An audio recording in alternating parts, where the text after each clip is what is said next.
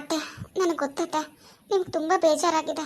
ನಿಮ್ಮ ಮಕ್ಕಳು ನಡ್ಕೊಂಡಿದ್ದ ರೀತಿ ನಿಮ್ಗೆ ತುಂಬ ಬೇಜಾರಾಗಿದೆ ಅಂತ ನನಗೆ ಗೊತ್ತತ್ತೆ. ಆದರೆ ಏನು ಮಾಡೋದು ಹೇಳಿ, ಅವರು ಇದನ್ನೆಲ್ಲ ಅರ್ಥ ಮಾಡ್ಕೊಳ್ಬೇಕಂದ್ರೆ ಸ್ವಲ್ಪ ಟೈಮ್ ಬೇಕಲ್ವ ಅತ್ತೆ? ನನ್ನ ಮಕ್ಕಳು ಮಾಡಿದ ತಪ್ಪು ಅಂತ ನಾನು ಹೇಳೋಕ್ಕಿಲ್ಲ ಕಣವ, ಯಾವುದೇ ಕಾರಣಕ್ಕೂ ಹೇಳೋಕ್ಕಿಲ್ಲ. ಯಾವ ಮಕ್ಕಳು ತಾನೇ ಸಹಿಸ್ಕೊಂಡರು? ಯಾವ ಮಕ್ಕಳು ತಾನೇ ಸಹಿಸ್ಕೊಂಡರು ಹೇಳು? ಯಾರೋ ಏನು ಎತ್ತ ಏನು ಗೊತ್ತಿಲ್ಲ. ಈಗ ಒಡ ಹುಟ್ಟೋರು ಸ್ವಂತ ಅಣ್ಣ ತಮ್ಮತಿರೇ ಆಸ್ತಿಗೋಸ್ಕರ ಜಗಳ ಆಡೋ ಕಾಲದಲ್ಲಿ ನನ್ನ ಮಕ್ಕಳು ಪಾಪ ಕಷ್ಟಪಟ್ಟು ಇಬ್ಬರು ದುಡ್ದು ಸಂಪಾದನೆ ಮಾಡ್ತಾರೆ. ಅಂಥದ್ರಲ್ಲಿ ನಿಮ್ಮ ಮಾವ ಯಾರಿಗೋ ಇಷ್ಟು ಭಾಗ ಆಸ್ತಿ ಕೊಡಬೇಕು ಅಂದರೆ ಯಾರು ಹೊಟ್ಟೆ ಉರೇಕಿಲ್ವವ? ಯಾರು ಹೊಟ್ಟೆ ಉರೇಕಿಲ್ಲ? ಯಾವ ಮಕ್ಕಳು ತಾನೇ ಸಹಿಸ್ಕೊಂಡವು ಹೇಳು? ನನ್ನ ಮಕ್ಳು ಆಗೋದಕ್ಕೆ ಬರೀ ಅಷ್ಟೇ ಮಾತಾಡವ್ರೆ. ಅಯ್ಯೋ ಬಿಡು, ನನ್ನ ಮಕ್ಳು ಮಾತಕ್ಕೆ ನನಗೆ ಏನು ಬೇಜಾರಿಲ್ಲ ಕತೆ. ಪಾಪ ಅವು ಬೇಜಾರು ಮಾಡ್ಕೊಂಡವಲ್ಲ, ಅದೇ ಬೇಜಾರು ನನಗೆ. ಏನು ಮಾಡೋದತ್ತೆ, ಪರಿಸ್ಥಿತಿ ಹಿಂಗಿದೆ. ಅವ್ರಿಗೂ ಅರ್ಥ ಮಾಡ್ಸೋಕ್ಕಾಗ್ತಿಲ್ಲ, ಏನೂ ಇಲ್ಲ. ನನಗಂತೂ ಏನು ಮಾಡಬೇಕು ಅಂತಲೇ ಗೊತ್ತಾಗ್ತಿಲ್ಲ ಅತ್ತೆ. ನೀವು ನಿಜಾನ ಹೇಳ್ಬಿಡ್ಬೇಕಿತ್ತು ಅನ್ಸುತ್ತೆ ನಂದೀಶ್ ಅವ್ರ ಹತ್ರ, ಭಾವನ ಹತ್ರ. ಇಲ್ಲ ಕಣವ, ಇಲ್ಲ. ನೀನೇ ನೋಡ್ದಲ್ಲ ಅವ್ರ ಅಪ್ಪನ ಬಗ್ಗೆ ಹೆಂಗೆ ಮಾತಾಡಿದ್ರು ಅಂತ ಇಬ್ಬರಳ್ವೆ ನೋಡಿದೆ ತಾನೆ ನೀನೇ. ಅಂಥದ್ರಲ್ಲಿ ಈಗ ನಾನು ಅದು ಬೇರೆ ಹೇಳ್ಬಿಟ್ರೆ ಬಿಟ್ಟಾರ. ಅಯ್ಯೋ, ನಿಮ್ಮ ಮಾವಂಗೆ ಒಂದು 3 ಕಾಸು ಮರ್ಯಾದೆ ಕೊಡೋಕ್ಕಿಲ್ಲ ಕಣವ, ಮರ್ಯಾದೆ ಕೊಡೋಕ್ಕಿಲ್ಲ. ಇಡೀ ಊರೇ ಮರ್ಯಾದೆ ಕೊಡ್ತದೆ, ನನ್ನ ಮಕ್ಕಳು ಕೊಡೋಕ್ಕಿಲ್ಲ. ಈಗಲೇ ಹಿಂಗೆ ಇನ್ನು ಆ ವಿಷಯ ಗೊತ್ತಾದರೆ ಬೇಡ. ಸಾಯೋ ಕಾಲದಲ್ಲಿ ನನ್ನ ಗಂಡಂಗೆ ಚೀತು ಅನ್ಸ್ಬಿಟ್ಟು ಸಾಯಿಸೋಣ ಅವ್ರ ಮಕ್ಳಿಗೆಲೆ. ಬೇಡ ಕಣವ, ಬೇಡ. ಅವ್ರು ಇನ್ನೂ ಕೀಳಾಗಿ ನೋಡ್ಬಿಡ್ತಾರೆ ನನ್ನ ಗಂಡನ. ಹಂಗೆ ಆಗಬಾರ್ದು ಕಣವ, ಹಂಗೆ ಆಗಬಾರ್ದು. ಅದಕ್ಕೆ ನಾನು ಹೇಳ್ತಾ ಇಲ್ಲ, ಇಲ್ಲಾಂದರೆ ಹೇಳ್ದೆ ಇರ್ತಿದ್ನ ನಾನು, ಹೇಳ್ದೆ ಇರ್ತಿದ್ನ ಹೇಳು. ಅವ್ರಿಗೆ ಮೊದಲೇ ನೆಮ್ಮದಿ ಇಲ್ಲ, ಏನೇನೋ ಯೋಚನೆಗಳು ಅದು ಇದು ಅಂತ ಹೇಳೋರು ಡಾಕ್ಟ್ರು. ಇಷ್ಟಾರೆ ಆದಮೇಲೆ ಹೊಸಿ ನೆಮ್ಮದಿಯಾಗಿರಲಿ. ಸುಮ್ಮನೆ ಅವ್ರಿಗೆ ನೋವು ಕೊಡೋಕೆ ನನಗೆ ಇಷ್ಟ ಇಲ್ಲ ನನ್ನ ಗಂಡಗೆ. ಆಯಿತು ಅತ್ತೆ, ನೀವೇನು ಬೇಜಾರು ಮಾಡ್ಕೋಬೇಡಿ. ಹೆಂಗಾಗುತ್ತೋ ಹಂಗಾಗಲಿ, ನೀವೇನು ಯೋಚನೆ ಮಾಡಿಬಿಡಿ ಅತ್ತೆ. ಅಯ್ಯೋ, ಏನು ಯೋಚನೆ ಮಾಡೋಣಮ್ಮ, ಏನು ಮಾಡೋಣ? ಏನು ಮಾಡಿದ್ರು ಏನು ಪ್ರಯೋಜನ ಇಲ್ಲ ಕಂದ್ಬಿಡು. ಏನು ಪ್ರಯೋಜನ ಇದ್ದದ್ದು ಹೇಳು? ನನ್ನ ಮದುವೆ ಆಗಿ ವಾರಕ್ಕೆ ಆದ್ರಂತೆ ಅವರು ಅವಳನ್ನ.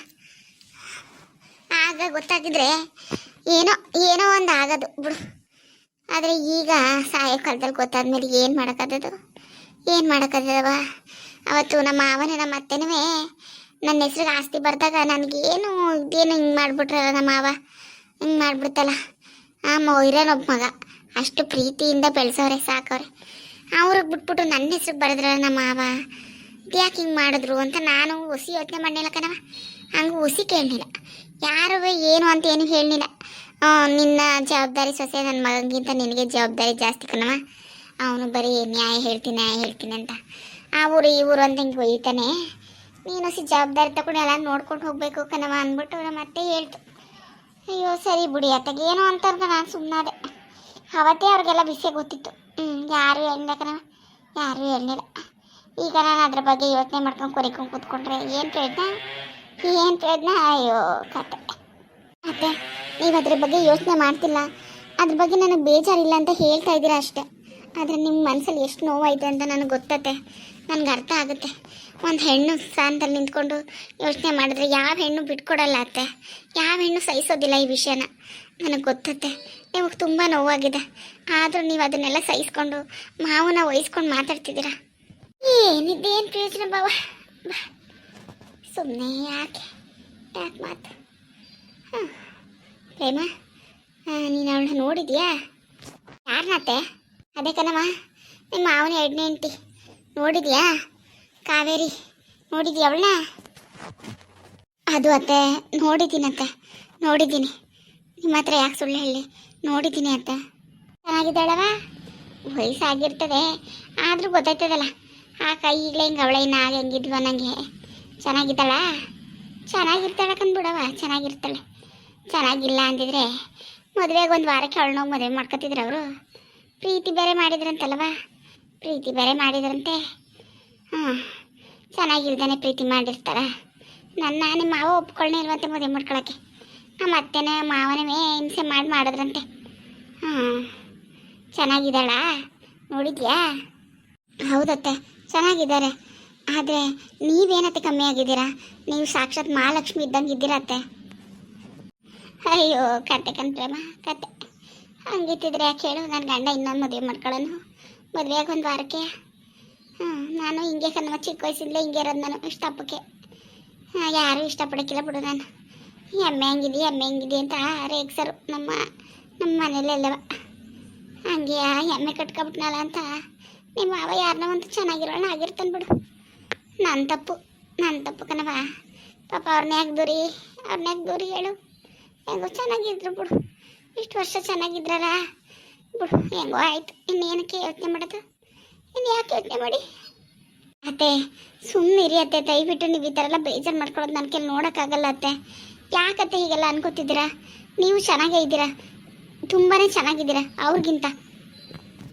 ಅಯ್ಯೋ ಬಿಡು, ಇದು ರಿಜಿಸ್ಟ್ರ್ ಆಫೀಸ್ಗೆ ಹೋಗ್ಬಿಟ್ಟು ಬರೋದು ನಡೆಯುವ. ಮತ್ತೆ ಅದೇನು ಜಲ್ದಿ ಮುಗಿಸ್ಬಿಟ್ರೆ ಅವ್ರಿಗೂ ನಮ್ಮದೇ ಆಯ್ತದೆ. ಅದೇನು ಅವ್ರ ಹೆಸ್ರಿಗೆ ಅದೇನು ಮಾರ್ಕ್ ಮಾಡಿಬಿಡನೆ ತಗೊಂಡೋಗಿ, ಗೊತ್ತಲ್ಲ ನನಗೆ ಅವ್ರ ಮನೆ, ತಗೊಂಡೋಗಿ ಅವ್ಳು ಕೈ ಕೊಟ್ಬಿಟ್ಟು ನನ್ನ ಗಂಡ ಕೊಟ್ಟ ಅಂತ ಹೇಳ್ಬಿಟ್ಟು ಬೋವ. ಇನ್ಮೇಲೆ ದಯವಿಟ್ಟು ನನ್ನ ಗಂಡಗೆ ಏನು ಅನ್ಬೇಡಿ, ನನ್ನ ಗಂಡಗೆ ಹಿಂಸೆ ಕೊಡಬೇಡಿ. ನನ್ನ ಗಂಡನ್ನ ಸಾಯಂಕಾಲದಲ್ಲಾರೆ ನನ್ನ ಜೊತೆ ನೆಮ್ಮದಿಯಾಗಿರ್ಲಿಕ್ಕೆ ಬಿಡಿ ಅಂತ ನಾವು ಅತ್ತೆ ಹೇಳ್ತು ಅಂತ ಹೇಳ್ಬಿಟ್ಟು ಬಂದ್ಬಿಡವ. ಆಯ್ತತ್ತೆ, ಹಾಗೆ ಮಾಡ್ತೀನಿ. ಮಾವನು ಅಷ್ಟೇ, ಇನ್ನು ಅಲ್ಲಿಗೆ ಹೋಗೋಕೆ ಇಷ್ಟಪಡಲ್ಲ ಅತ್ತೆ. ಅವ್ರು ಸಾಯೋ ತನಕ ನಿಮ್ಮ ಜೊತೆನೇ ಇರಬೇಕು ಅಂತ ಆಸೆ ಪಡ್ತಿದ್ದಾರೆ ನೋಡಿ.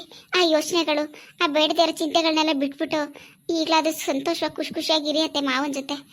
ಇನ್ನೆಷ್ಟು ವರ್ಷ ಮಾವ ಇರ್ತಾರೋ ಏನೋ, ನೀವಿಬ್ರು ಚೆನ್ನಾಗಿರ್ಬೇಕು. ಅಯ್ಯೋ ಬವ್ವ, ಏನು ಚಂದ ಬಾ. ಏನು ನೆನೆಸ್ಕೋಬಾರ್ದು ಅವೆಲ್ಲನವೇ ಬಿಟ್ಟಾಕು. ಈಗೇನು ನಮಗೆ ಸಣ್ಣ ವಯಸ್ಸ, ಸಾಯಕೊಳ್ದಲ್ಲ ಅವೆಲ್ಲನೂ ಯಾಕೆ ಮಾತಾಡಬೇಕು, ಯಾಕೆ ಯೋಚನೆ ಮಾಡಬೇಕು ಅಂತ ಅನ್ನಿಸ್ತದೆ.